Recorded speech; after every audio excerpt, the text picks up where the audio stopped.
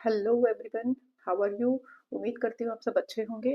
तो बच्चों, आज हम कवर करने वाले हैं most important question which are expected in this years board exam.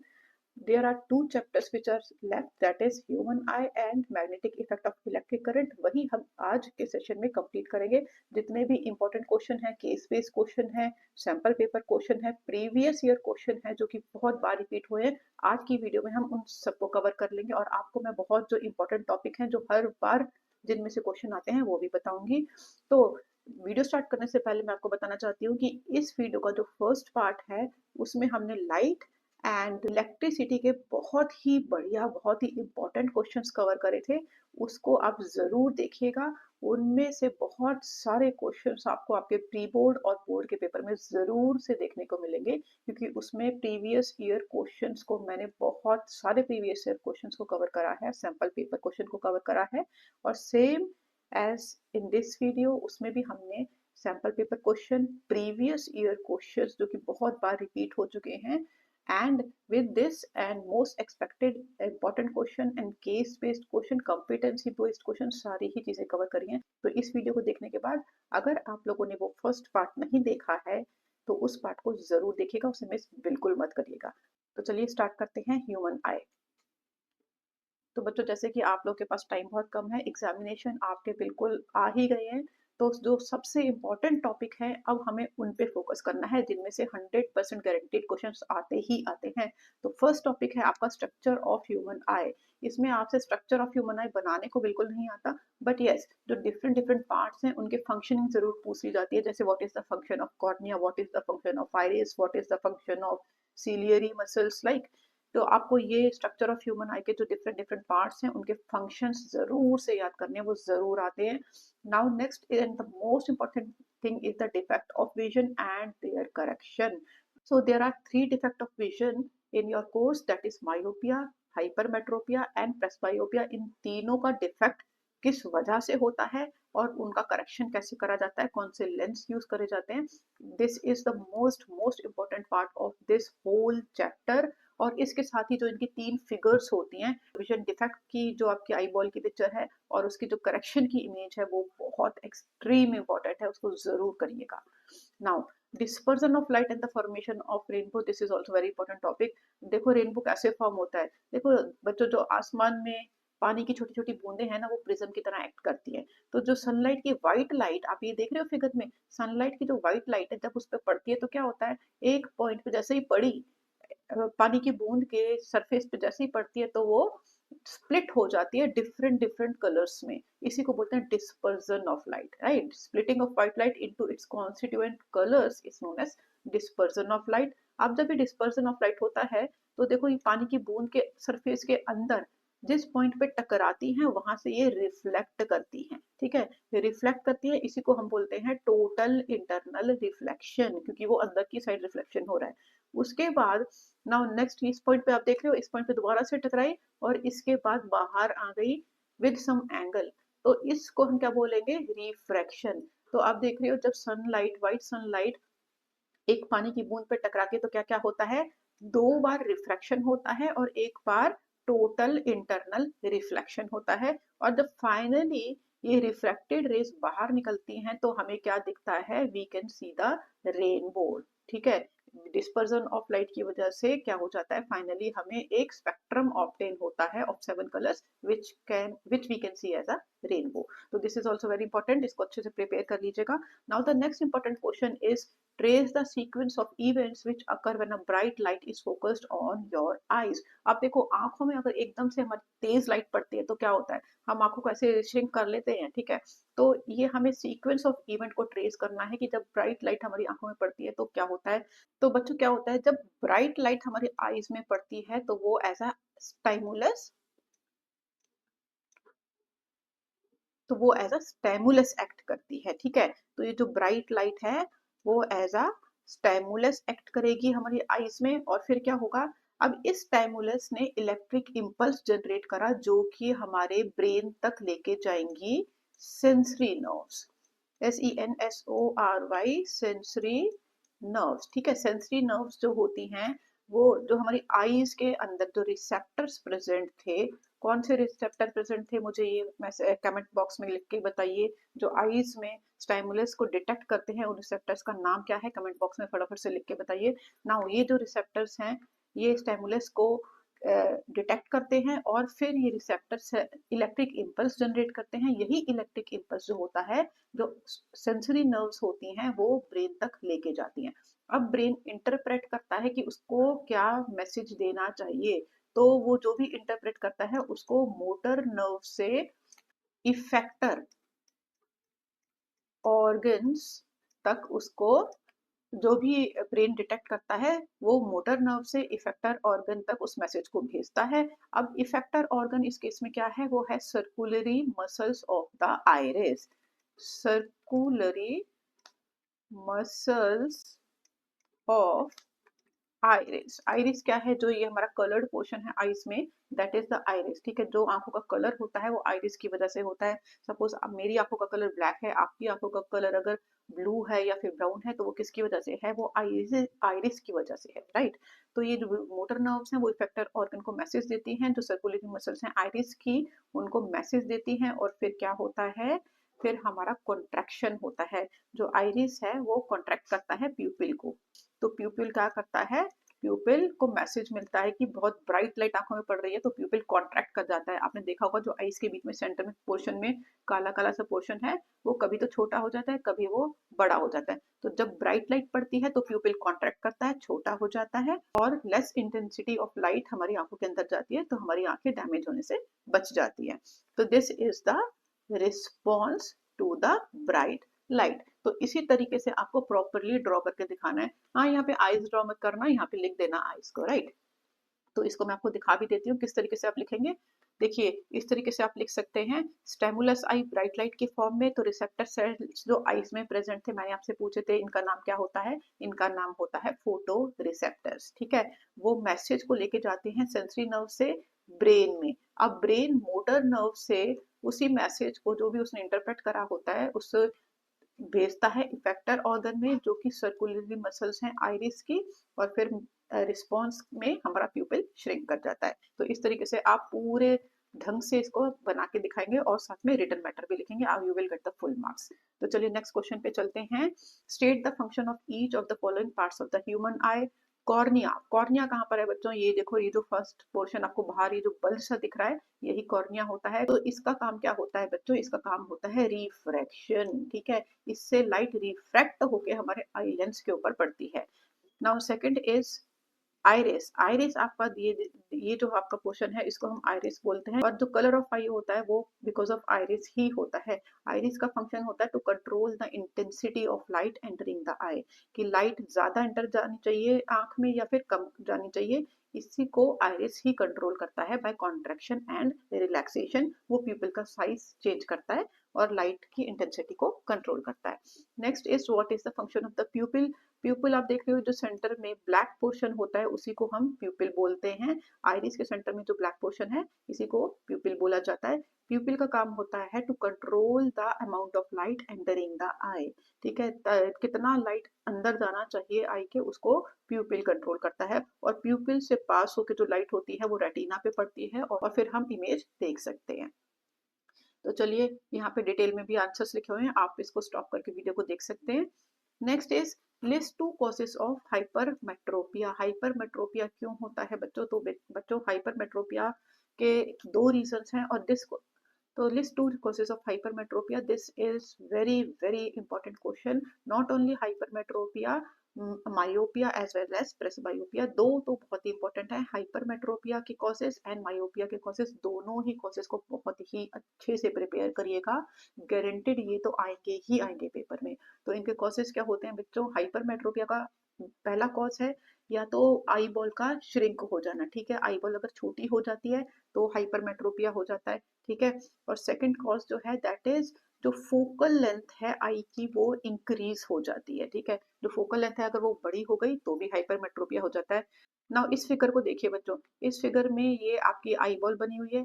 ठीक है, this is the eye lens. अब जब ऑब्जेक्ट की जो रेज हैं, ऑब्जेक्ट से जो रेज आ रही हैं वो लेंस पे पड़ती हैं और कन्वर्ज होके वो पढ़नी चाहिए रेटिना पे, पर रेटिना पे ना पढ़ के वो कहाँ पीछे की साइड आप देख रहे हो मिल रही है रेस, ठीक है। तो इमेज कहाँ बन रही है, वो back of the eye ball बन रही है, ठीक है। तो इस केस में जो पर्सन होता है वो ढंग से देख नहीं पाता, तो उसको क्या करना पड़ता है, उसको जो ऑब्जेक्ट है उसको थोड़ा दूर रखना पड़ेगा, ठीक है। आपने कई बार देखा होगा कि कोई कोई लोग होते हैं वो बुक को पास ना रख के बहुत ऐसे दूर रख के पढ़ते हैं, ठीक है, क्योंकि उनको हाइपरमेट्रोपिया होता है, राइट। तो इसका केस, इसका कॉज क्या है, फर्स्ट कॉज है देखो आई बॉल श्रिंक हो गई है, आई बॉल छोटी हो गई है, तो first is the shortening of the eye ball.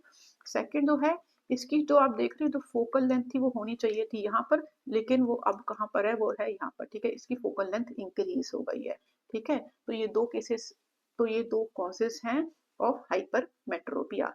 ये जो दो आप फिगर्स देख रहे हो ये बहुत इंपॉर्टेंट हैं, hypermetropic eye and the correction of hypermetropic eye. इसी तरीके से आपका दो फिगर होंगे मायोपिया के, myopic eye and correction of myopic eye. ये चारों के चारों फिगर बहुत ही इंपॉर्टेंट है, इनको अच्छे से प्रैक्टिस करिएगा, बोर्ड के पेपर में तो गारंटेड ये क्वेश्चन आएगा ही आएगा। नाउ नेक्स्ट आपको draw ray diagram to show the hypermetropic eye, आपको मैंने अभी दिखा दिया, and its correction using suitable optical device. तो ऑप्टिकल डिवाइस बच्चों कौन सा होता है, ऑप्टिकल डिवाइस मतलब किस टाइप का लेंस आप यूज करोगे कि आप अपने प्रॉब्लम को, आई की प्रॉब्लम को, मायोपिया या फिर हाइपरमेट्रोपिया को ठीक कर सको। तो बच्चों जो आपका, तो बच्चों जो हाइपरमेट्रोपिया होता है उस केस में क्या होता है, फोकल लेंथ बढ़ जाती है, तो हमें क्या करना है, हमें कन्वर्जिंग पावर को इंक्रीज करना है। तो कन्वर्जिंग पावर को इंक्रीज करने के लिए हम कौन सा ऑप्टिकल डिवाइस यूज करेंगे, कौन सा लेंस यूज करेंगे, दैट इज कॉन्वेक्स लेंस। तो आप देखो जब हम कॉन्वेक्स लेंस वाला चश्मा पहनेंगे तो क्या होगा, जो लाइट रेज हैं वो पहले इस कॉन्वेक्स लेंस पे पड़ेंगी, उसकी वजह से वो थोड़ी सी कन्वर्ज हो जाएंगी, और फिर जो हमारा आई का लेंस होता है that is also convex lens, उसके बाद ये दोबारा इस आई लेंस पे पड़ के दोबारा से कन्वर्ज हो जाएंगी और रेटिना पे मीट करेंगी। तो फिर जो पर्सन है वो इमेज को क्लियरली देख पाएगा, या फिर जो भी वो बुक पढ़ रहा है उसको इजीली पढ़ पाएगा, ठीक है। तो हाइपरमेट्रोपिया के केस में जो लेंस यूज होता है वो होता है कॉन्वेक्स लेंस। तो मायोपिया के केस में कौन सा लेंस यूज होगा वो आप मुझे कमेंट बॉक्स में लिख के बताइएगा। Now our next question is, a narrow PQ of white light is passing through a glass prism. आप देख रहे हो ये glass prism है, एक ray of light that is white ray of light PQ इस glass prism के इस side पे फॉल कर रही है। तो अब आपको इसका पाथ ट्रेस करना है और बताना है कि यहाँ पे ये जो स्क्रीन है DE इस पे कैसे फॉर्म होगा। तो let us trace, write the name and the cause of the phenomena observed, because prism is more denser, इसका रिफ्रेक्टिव इंडेक्स भी ज्यादा होगा। तो जैसे इस पे व्हाइट लाइट पड़ेगी तो क्या होगा, इसका डिस्पर्जन हो जाएगा, ठीक है, splitting of white light into it's constituent colors, that is known as dispersion of light। अब नाउ इस सेकंड इंटरफेस पे दोबारा यहाँ पे पड़ी, इसके बाद क्या होगा, ये इसका दोबारा से रिफ्रैक्शन होगा और ये लाइट कुछ स्क्रीन पे जाके इस तरीके का पैटर्न बनाएगी, ठीक है। तो आपको पता है जो व्हाइट लाइट होती है उसमें हमारे कितने कलर्स होते हैं, 7 कलर्स होते हैं। तो आप इस पे प्रॉपरली 7 कलर्स फॉल करते हुए दिखाएंगे, ठीक है। और लाइट में सबसे ज्यादा जो डेविएशन होता है वो वायलेट कलर में होता है, और जो लीस्ट डेविएशन होता है वो रेड कलर में होता है। तो आप यहाँ पे पूरे कलर्स का नाम लिख सकते हैं, VIBGYOR।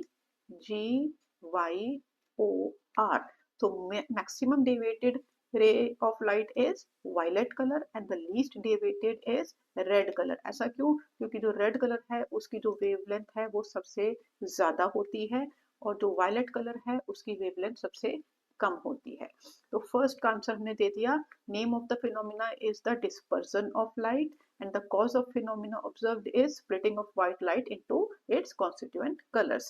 Now the second part is where else in nature is this phenomena observed। अब आप ही मुझे बताओ ऐसा फिनोमिना आप ये जो 7 कलर्स हैं कहाँ पे देख पाते हो, बिल्कुल ठीक, रेनबो के केस में जब रेनबो फॉर्म होता है तो हमें सेम फिनोमिना हमें देखने को मिलता है, that is dispersion and then the spectrum of white light. Based on this observation, state the conclusion which can be drawn about the constituent of the white light। तो आप इसको देख के क्या समझते हो कि व्हाइट लाइट कैसी है। तो what do we observe, we observe that white light is made up of 7 colors, that is you can write the detail, V for violet, I for indigo, B for blue, G for green, Y for yellow, O for orange and R for red. So there are 7 colors in a white light. तो चलिए इसके साथ ही हम next question पे चलते हैं। तो हाँ बच्चों, इससे कुछ रिलेटेड और क्वेश्चंस भी आते हैं, जैसे कि आपसे पूछा जाता है like why the danger signals are of red colour, या फिर जो आपकी स्ट्रीट लाइट होती है उसमें रेड कलर स्टॉप का क्यों होता है। वो इसलिए होता है बेटा क्योंकि उसकी वेवलेंथ सबसे ज्यादा होती है, तो वो दूर तक दिखाई देता है। ठीक है, तो अगर बहुत दूर भी कोई गाड़ियां खड़ी हैं तो उन्हें दूर से ही रेड कलर दिखाई दे जाएगा कि रेड लाइट ऑन है, इट मीन्स कि स्टॉप का सिग्नल है। ठीक है, तो इसका रीजन यही है कि रेड की वेवलेंथ बहुत ज्यादा होती है, दैट इज वाई जो सिग्नल्स होते हैं वो रेड कलर के होते हैं। चलिए नाउ यहाँ पे आपको डिटेल में सारे आंसर्स मिल जाएंगे, स्टॉप करके आप रीड कर सकते हैं। तो चलिए आगे चलते हैं। What is meant by the power of accommodation of the eye? Power of accommodation of eye is actually the ability of the eye to focus the distant object as well as the nearby object by changing its converging power or the diverging power. तो ये आपसे definition कई बार पूछ ली जाती है, इसको अच्छे से प्रिपेयर करिएगा। नाउ नेक्स्ट इज एक न्यूमेरिकल है, a person with the myopic eye can not see the object beyond 1.2 metre directly, what should be the type of the corrective lens. ठीक है, कोई एक बंदा है, उसका जो उसको मायोपिक आई है, ठीक है, उसको मायोपिया है। इट मीन्स मायोपिया में क्या होता है, जो दूर की चीजें हैं वो दिखाई नहीं देती हैं अच्छे तरीके से, ठीक है, लेकिन पास की चीजें दिखाई देती हैं। तो इस केस में आपको बताया कि वो जो है 1.2 मीटर के बाद ढंग से नहीं देख पा रहा है, तो ये हो गया हमारा V 1.2 मीटर, तो ये हो जाएगा आपका 120 centimetre. Now object distance in case of myopia हमेशा होता है इन्फिनिटी। ठीक है, now we know what is the lens formula, that is 1 upon v minus 1 upon u is equal to 1 upon f। 1 upon v हमारा है 1 minus 120 centimetre, infinity is always 0, तो 1 upon minus 20 minus infinity is 0, तो directly 1 upon f जो है वो आपका क्या आ जाएगा, 1 upon f is 1 upon minus 120 और f is equal to minus 120 centimetre. तो ये आ गया हमारा फोकल लेंथ, हमारी फोकल लेंथ है माइनस 120 सेंटीमीटर। अब हमें निकालनी है power. Now we know power is equal to 1 upon focal length. तो बच्चों एक चीज इसमें जो बहुत इंपॉर्टेंट है, तो अगर हमारी फोकल लेंथ सेंटीमीटर में है और हमें पावर निकालनी है तो हमें सेंटीमीटर को फिर से मीटर में कन्वर्ट करना पड़ता है। ठीक है, अगर आप ऐसे ही निकाल दोगे पावर तो वो गलत हो जाएगा। तो हमें फोकल लेंथ को कन्वर्ट करना है मीटर में, तो हम इसको डिवाइड कर देंगे 100 से, तो ये आंसर आ जाएगा हमारा माइनस 0.83। पावर को हम बोलते हैं डायोप्टर में, तो ये आ गया हमारा answer, power is minus 0.83 dioptre. और करेक्टिव लेंस कौन सा यूज करते हैं ये तो हमें याद ही होता है, करेक्टिव लेंस मायोपिया के केस में होता है कॉनकेव लेंस। ठीक है, कॉनकेव लेंस की जो पावर होती है वो हमेशा माइनस में होती है, तो आप ये माइनस साइन देख के भी बता सकते हो कि जो लेंस हमने यूज कराया है वो है कॉनकेव लेंस। तो ठीक है, इसी टाइप के आपके क्वेश्चंस आने वाले हैं, तो इनको अच्छे से प्रिपेयर कर लीजिएगा। तो चलिए चलते हैं नेक्स्ट क्वेश्चन पे, यहाँ पे डिटेल में आंसर भी दिया गया है, आप इसको चेक कर सकते हैं। Now our next topic is most important question of magnetic effect of current। ये हमारे फिजिक्स का लास्ट टॉपिक है, बाकी दोनों टॉपिक हम पहली वाली वीडियो में कर चुके हैं, एक टॉपिक मैंने इस वीडियो में कर दिया, और this is the last chapter of physics. इसके बाद आपकी पूरी फिजिक्स कंप्लीट हो जाएगी, एंड बिलीव मी अगर आपने ये सारे क्वेश्चन कर लिए तो आप मुझे खुद से कमेंट करके बताएंगे कि यस मैम, ये हमारे प्री बोर्ड में, हमारे बोर्ड में आपने जो क्वेश्चंस करवाए थे वो क्वेश्चंस जरूर आए हैं। तो चलिए चलते हैं, प्रैक्टिस करते हैं आगे। पहले कुछ इंपॉर्टेंट टॉपिक, क्योंकि जो आपका मैग्नेटिक इफेक्ट ऑफ करंट है इसमें से थ्योरी पोर्शन भी बहुत ज्यादा है। ठीक है, तो उसमें से क्या क्या जो इंपॉर्टेंट टॉपिक हैं सिर्फ और सिर्फ अब हम वही प्रिपेयर करेंगे। First is magnetism and magnetic field. Magnetic field क्या होती है बच्चों, देखो अगर एक ही आप मैग्नेट देख लो, मैग्नेट के आसपास जो भी फोर्स ऑफ अट्रैक्शन है, जितनी भी इसकी पावर है, जितनी चीजों को अट्रैक्ट कर सकती है जितने एरिया में, उसी को हम बोलते हैं मैग्नेटिक फील्ड। तो इसको हम लिखेंगे कैसे, the region around a magnet where magnetic force is experienced। अगर मैं कोई चीज ऑब्जेक्ट यहाँ पे रख दूं उसके ऊपर मैग्नेटिक फोर्स लगेगी ना, ठीक है, अगर लेकिन इसको मैं बहुत दूर यहाँ कहीं रख दूं तो इसमें मैग्नेटिक फोर्स बहुत लेस हो जाएगी या फिर नहीं होगी। ठीक है, तो this is the magnetic field. Direction of magnetic field क्या होता है बच्चों, देखो आउटसाइड द मैग्नेट आप देख रहे हो हमेशा नॉर्थ से साउथ ही होगा, नॉर्थ से साउथ ही जाएगा, एरोस बनाना बिल्कुल मत भूलना। प्रॉपर्टीज क्या होती हैं, लाइंस नेवर इंटरसेक्ट, देखो एक पॉइंट पे जो लाइन है ना ये कभी भी इंटरसेक्ट नहीं करती। अगर इंटरसेक्ट करेगी तो इसका मतलब क्या होगा, at that point the magnetic line have two directions which is impossible. ये बहुत ही इंपॉर्टेंट क्वेश्चन बन के आ जाता है। ठीक है, 2 मार्कर, इसको आप एनसीईआरटी में लिखा हुआ है, जरूर से प्रिपेयर करिएगा। नाउ अब इनकी स्ट्रेंथ कहाँ ज्यादा होती है, आप देख रहे हो ये जो पोल्स हैं, पोल्स में जो मैग्नेटिक फील्ड लाइन है वो बहुत ही ज्यादा क्राउडेड है। ठीक है, तो जहाँ पे लाइन ज्यादा डेंस होंगी, ज्यादा क्राउड होंगी, वहीं पे उनकी स्ट्रेंथ भी ज्यादा होगी। तो at poles the strength is maximum, that is why the magnetic field है वो पोल्स पे ही सबसे ज्यादा होती है।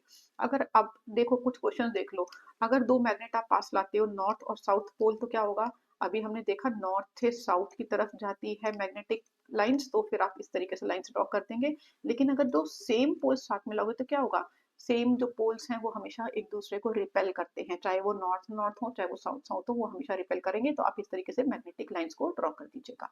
चलिए, नाउ नेक्स्ट इंपॉर्टेंट डेफिनेशन जो बहुत बार आती है और आपको ये ड्रॉ करने के लिए भी आता है, that is what is solenoid and draw it's diagram. तो बच्चों सोलिनॉइड क्या होता है, सोलिनॉइड एक वायर की कॉइल होती है जिसके बहुत सारे लूप्स होते हैं और वो बहुत ही जबरदस्त मैग्नेटिक फील्ड प्रोड्यूस करता है। ठीक है, तो that is a solenoid, a coil of wire with many loops produce uniform magnetic field inside it, और वो एक बार मैग्नेट की तरह ही एक्ट करता है। ठीक है, तो आप देख सकते हैं दिस इज अ सोलिनॉइड, ये बनाने के लिए भी आता है, तो आप इसकी प्रैक्टिस जरूर करिएगा with the definition. Now the next topic is about domestic electric circuit. First definition is of overloading. Overloading क्या होती है, देखो जब एक्सेसिव करंट आ जाता है सर्किट में बिकॉज ऑफ बहुत ज्यादा पावर या फिर शॉर्ट सर्किट, इसी को हम बोलते हैं ओवरलोडिंग हो गया। तो ओवरलोडिंग कैसे होती है बच्चों, सपोज करो अगर आप एक सॉकेट है उसमें आपने 3 पिन प्लग लगा दिया और उसमें आपने 3-4 चार्जर्स लगा दिए एक ही सॉकेट में, तो क्या होगा, वो बहुत ज्यादा करंट खींचने लग जाएंगे और इसी की वजह से ओवरलोडिंग हो सकती है, right. Now next is what is short circuiting. Short circuiting बेटा क्या होता है, जब लाइव एंड न्यूट्रल वायर आपस में कनेक्ट हो जाते हैं किसी वजह से, सपोज करो उनके ऊपर की कवरिंग उतर गई और दोनों आपस में टच कर गए, तो बहुत ज्यादा करंट वो ड्रॉ कर लेते हैं और इसकी वजह से शॉर्ट सर्किट हो सकता है। शॉर्ट सर्किट ओवरलोडिंग की वजह से भी हो सकता है, राइट। नाउ अब इनसे बचने के लिए हम क्या कर सकते हैं बच्चों, हमें फ्यूज का यूज करना चाहिए। फ्यूज क्या है, फ्यूज एक सेफ्टी डिवाइस होता है जिसका मेल्टिंग पॉइंट बहुत लेस होता है और उसकी रेजिस्टेंस बहुत हाई होती है। ठीक है, अगर सपोज करो फ्यूज जो है अलग अलग एम्पियर के आते हैं, लाइक एक अगर आपने 5 एम्पियर का फ्यूज लगाया है तो वो सिर्फ 5 एम्पियर के करंट को ही जाने देगा। अगर 5.2 एम्पियर करंट आ गया तो वो फ्यूज क्या करेगा, फ्यूज मेल्ट हो जाएगा, सर्किट ब्रेक हो जाएगा और जो हमारे इलेक्ट्रिक अप्लायंसेस हैं वो डैमेज होने से बच जाएंगे। तो फ्यूज क्या है, fuse is a safety device that melts and breaks the circuit during the over current। ठीक है, जब करंट ज्यादा हो जाता है तो फिर फ्यूज मेल्ट हो जाता है और इस तरीके से हमारे जो इलेक्ट्रिक अप्लायंसेस हैं वो डैमेज होने से बच जाते हैं। नाउ फ्यूज भाई थिन होना चाहिए कि थिक होना चाहिए, ये आप मुझे कमेंट बॉक्स में लिख के बताओ, और ये भी बताइए कमेंट बॉक्स में लिख के कि फ्यूज किस मटेरियल का बना होता है। तो चलिए, डायग्राम टू प्रैक्टिस। डायग्राम आपके कौन कौन से आते हैं, field lines around the bar magnet जो मैंने आपको यहाँ पे दिखाया, ये वाला डायग्राम आपको बनाने को आ जाता है। Next is field line around the straight conductor and circular loop and the solenoid. तो ये फील्ड लाइंस ड्रॉ करने को आती है क्योंकि चैप्टर ही मैग्नेटिक इफेक्ट है, तो भाई मैग्नेटिक फील्ड किस किस के अराउंड कैसी कैसी होंगी वो आप जरूर से देख लीजिएगा। Now the next is, this is very easy question but ये बहुत ही इंपॉर्टेंट क्वेश्चन है, कई बार मैंने अभी तक इसको प्री बोर्ड में और बोर्ड में देखा है। Now given below are the 3 diagrams showing entry of the electron in the magnetic field, identify the case in which force of electron will be maximum। देखो यहाँ पे 3 केसेस दिए गए हैं A, B और C, आपको आइडेंटिफाई करना है ये जो इलेक्ट्रॉन है देख रहे हो ये मैग्नेटिक फील्ड है, B से हम मैग्नेटिक फील्ड को रिप्रेजेंट करते हैं, ठीक है, और E से इलेक्ट्रॉन दिखाया गया है यहाँ पे। तो आपको पूछा इन 3 केसेस में मैग्नेटिक फील्ड इलेक्ट्रॉन पे मैक्सिमम किस केस में लग रही है और मिनिमम किस केस में लग रही है और उसका आपको रीजन भी बताना है। तो बच्चों देखो ये जो A है, इस केस में जो इलेक्ट्रॉन है वो मैग्नेटिक फील्ड से आप देख रहे हो परपेंडिकुलर जा रहा है, और जब भी ये परपेंडिकुलरली जाएगा तो फोर्स लगेगी मैक्सिमम। और भाई मिनिमम किस केस में लगती है, जब इलेक्ट्रॉन मैग्नेटिक फील्ड से पैरेलल होगा। अब आप देख रहे हो ये जो इलेक्ट्रॉन है ये मैग्नेटिक फील्ड से पैरेलल जा रहा है, ठीक है। तो इस केस में तो भाई क्या फोर्स लगेगी, बिल्कुल भी फोर्स नहीं लगेगी, जीरो हो जाएगी फोर्स, ठीक है। तो आप क्या कह सकते हो इस केस में मिनिमम फोर्स लग रही है या फिर जीरो फोर्स लग रही है, ठीक है। तो बस दो ही चीजें पूछी गई, रीजन के साथ लिख दीजिएगा। नाउ डिटेल में कैसे लिखना है यहाँ पे आप स्टॉप करके वीडियो को देख सकते हो, अच्छे से रीड कर सकते हैं। Now next question is, this is sample paper question. ये सैंपल पेपर का क्वेश्चन है इसलिए बहुत इंपॉर्टेंट हो जाता है, हमें इसको रीड करना ही पड़ेगा। ये केस बेस्ड क्वेश्चन है लेकिन बहुत ही इजी क्वेश्चन है, तो चलिए रीड कर लेते हैं। यहाँ पे बच्चों हमें ना पांच ऑप्शन दिए गए हैं, A B C D E। आप नेक्स्ट पेज में देख सकते हो, यहाँ पे हमें ये ऑप्शंस दिए गए हैं, ठीक है। इन ऑप्शंस में से हमें जो ऑप्शन है वो चूज करना है। तो पहले इसको हमें पूरा रीड करना पड़ेगा। Renewable energy source such as wind energy are vital for the Indian economy. हमें पता है जैसे विंड एनर्जी होती है ना, वो रिन्यूएबल एनर्जी होती है, मतलब उसको हम दोबारा से यूज कर सकते हैं ना, इसलिए दैट इज रिन्यूएबल एनर्जी, ठीक है। तो वो हमारी इंडियन इकोनॉमी में बहुत ही इंपॉर्टेंट यूज है उसका, not only from the point of view of supply but also from the perspective of environmental and the social benefit। तो आपको पता है बच्चों आजकल तो देखो फ्यूल है वो बहुत ज्यादा पोल्यूशन क्रिएट कर रहा है, जो हम डीजल यूज करते हैं, पेट्रोल यूज करते हैं, उससे जो धुआं निकलता है उससे बहुत ज्यादा पोल्यूशन क्रिएट हो रहा है, ठीक है। तो इस तरीके से जो ये विंड एनर्जी है दैट इज वेरी बेनिफिशियल, ठीक है। वो उसका इन्वायरमेंटल बेनिफिशियल भी है और सोशल बेनिफिट भी है। Now India is the world fifth largest wind power producer and the largest wind mill facilities in India are installed in the Tamil Nadu. Muppandal is a small village of Tamil Nadu and one of the most important states of wind farm in the state. It uses wind from the Arabian Sea to produce the renewable energy। मतलब आपको बेटा इस paragraph में ना पूरा wind energy के benefits बताए गए हैं और बताया गया है कि हमारे इंडिया में कहाँ कहाँ पे विंड एनर्जी यूज करी जाती है, किस किस चीज के लिए यूज करी जाती है। तो इसी से रिलेटेड आपको आगे क्वेश्चन पढ़ना है। Now the suitability of Muppandal as a site of the wind farm stems from its geographical location as it has access to the seasonal monsoon winds। तो एक जो गांव है आपके तमिलनाडु में मुपंडल, वो उसमें जो ये आप देख रहे हो ना विंड मिल्स ये बहुत ज्यादा लगे हुए हैं क्योंकि उसके कुछ ज्योग्राफिकल कंडीशन ऐसी है कि वहाँ पे जो मॉनसून विंड है वो बहुत ज्यादा तेज चलती हैं, तो विंड मिल बहुत आराम से वहाँ पे ऑपरेट कर सकते हैं। Now the electrical generator used on the wind turbine in sites like Muppandal produces the output AC of 240 volt. तो ठीक है, ये अल्टरनेट करंट कितना प्रोड्यूस करता है जो विंड टर्बाइंस हैं 240 वोल्ट, और उनकी फ्रीक्वेंसी क्या है that is 50 hertz. Even when the wind speed is fluctuating, अगर विंड कभी ज्यादा है कभी कम है, लेकिन ये जो वोल्टेज है AC की और जो फ्रीक्वेंसी है ये सेम रहती है, ठीक है। A transformer may be required to increase और decrease the voltage so it is compatible with the end usage. तो भाई एक ट्रांसफार्मर लगाया हुआ है जिससे कि ये जो आउटपुट है ये हमेशा मेंटेन रहता है, ये विंड से ज्यादा कम होने से ज्यादा वेरी नहीं करता। नाउ डिस्ट्रीब्यूशन और transmission voltage depending upon the type of interconnection. तो चलो ये हमने सारा का सारा इतना बड़ा सारा पैराग्राफ पढ़ लिया, अब क्वेश्चन पढ़ लेते हैं। क्वेश्चन क्या लिखा गया है, the output frequency of wind turbine हमें दी गई है 50 हर्ट्ज, ठीक है। तो फ्रीक्वेंसी है that is 50 hertz. Which of the following does not explain this statement. Now यहाँ पे ध्यान देने वाली बात क्या है कि यहाँ पे ये चार स्टेटमेंट्स दी गई हैं, फ्रीक्वेंसी बताई है 50 हर्ट्ज है, इनमें से हमें गलत स्टेटमेंट को चूज करना है। तो चलिए फर्स्ट स्टेटमेंट पढ़ लेते हैं। The fan of turbine move 50 times in 1 second. तो यस दिस इज ट्रू। क्यों बच्चों, आपने फ्रीक्वेंसी पढ़ा होगा 9th क्लास में, क्या होता है frequency is number of vibrations in 1 second. तो ये 50 टाइम वाइब्रेट करता है 1 सेकेंड में, इसी को फ्रीक्वेंसी बोलते हैं, तो ये बिल्कुल ठीक बात है। Next, in 1 second the output AC completes 50 cycles. जो आउटपुट AC है वो 50 साइकिल्स कंप्लीट कर रहा है, तो 50 साइकिल्स कंप्लीट कर रहा है क्या, ये थोड़ा डाउटफुल केस है। चलो नेक्स्ट पढ़ लेते हैं, हम ऑड वन आउट करेंगे। The polarity of the output alternating current changes every 1/100 second. तो यस दिस इज ट्रू, आपने पढ़ा होगा NCERT की बुक में कि जो आउटपुट अल्टरनेटिंग AC करंट है वो 1/100 सेकंड में अपनी पोलरिटी चेंज करता है। पोलरिटी मतलब एक टाइम में ये पॉजिटिव होता है, एक टाइम में नेगेटिव होता है, फिर पॉजिटिव होता है, फिर नेगेटिव होता है, और कितने ड्यूरेशन में होता है 1/100 सेकंड में। दिस इज ट्रू, NCERT में लिखा हुआ है, अगर आप देखोगे तो आपको मिल जाएगा। Now in 1 minute the output AC complete 50 cycles. 1 minute में आउटपुट AC 50 साइकिल्स कंप्लीट करता है। हाँ ये ठीक बात है, तो 1 सेकंड में नहीं करता, तो सेकंड स्टेटमेंट हमारा हो जाता है फॉल्स स्टेटमेंट। ठीक है, तो आप आंसर भी यहाँ पे देख सकते हैं। The fan of turbine move 50 times in 1 second, true है। The polarity of output alternating current changes 1/100 second, भी ट्रू है। In 1 minute the output AC complete 50 cycles, भी ट्रू है। तो ऑप्शन ट्रू 2 जो है वो आपका इनकरेक्ट ऑप्शन है। तो with this, we have another question. State 3 factors on which the strength of magnetic field produced by the current carrying solenoid depend. Again a very very important question. हमें 3 factors बताने हैं जिसपे कि magnetic field solenoid की depend करती है। तो बच्चों सोलिनॉइड मैंने आपको दिखाया था, तो करो ये आपका सोलिनॉइड है। ठीक है, this is your solenoid. Okay, ये बैटरी से अटैच्ड होता है। Okay, this is positive, this is negative, ये करंट जा रहा है, तो ये करंट नीचे आने की डायरेक्शन हो जाएगी।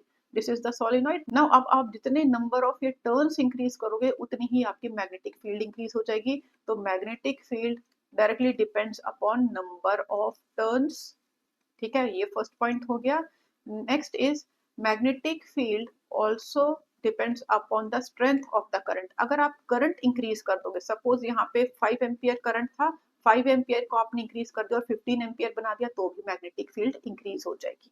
ठीक है, तो मैग्नेटिक फील्ड डिपेंड करती है number of turns, and magnetic field depend करती है स्ट्रेंथ ऑफ और या अमाउंट ऑफ द करंट पे। नाउ नेक्स्ट इज, आप इसमें अंदर कौन सा मटेरियल यूज कर रहे हो। अगर आप सॉफ्ट आयरन कोर यूज कर रहे हो तो फिर मैग्नेटिक स्ट्रेंथ इंक्रीज हो जाएगी। तो magnetic field also depend upon the core of the material use. तो ये 3 पॉइंट्स हैं, तीनों पॉइंट्स आप लिख सकते हो। कोर ऑफ मटेरियल, किस टाइप का मटेरियल यूज करा जा रहा है कोर में, इस पे भी मैग्नेटिक फील्ड डिपेंड करती है। Right, now draw circuit diagram of solenoid to prepare an electromagnet. तो ये आपका बी का आंसर हो गया। ये हमारा सर्किट डायग्राम है सोलिनॉइड का, जिससे कि हम एक इलेक्ट्रोमैग्नेट तैयार कर सकते हैं।